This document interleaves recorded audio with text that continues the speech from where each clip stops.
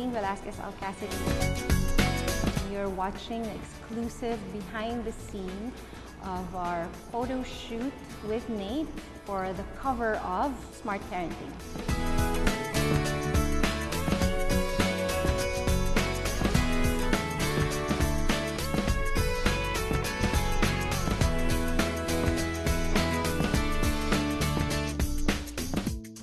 I don't really remember.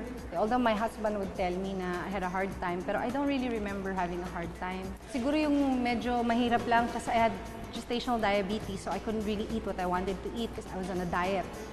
But aside from that, it was a fun experience for me. It wasn't as difficult as I thought it would be.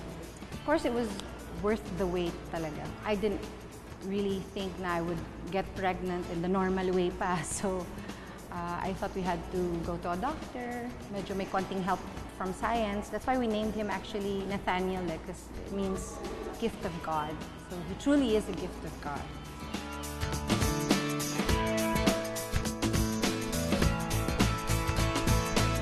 I think nakakabisado niya na yung mga songs na type niya, like yung Itsy Bitsy Spider, alam niya na yon.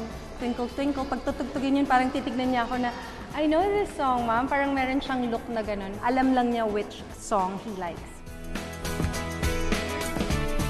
So we usually sing to him, like I hum to him every time I put him to bed. So alam niya yon, pag naghaham ako or yung yaya niya naghaham, he knows that we're trying to put him to sleep. Pero for some reason, pagka kumakanta ako, meaning may lyrics, he would always watch me when I'm singing. Kahit na antok siya, he'll open his eyes, look at me and look at my mouth, na parang amazed siya na, wow, what's that? Ganun. And his favorite song is Angel of Mine. That every time I would sing that to him, parang he knows that it's his song. So he would smile, papanoorin niya ako, tapos yun nga, mas kalmado siya. Yung umpisa pa lang, alam na niya yung, when I first saw you, I already knew there was something inside of you. Yun pa lang alam na, ngumingiti na siya pag nadidinig niya yun. Tapos pag dumadating na ako dun sa Angel of Mine, magsasmile na siya kasi alam niya na siya yun.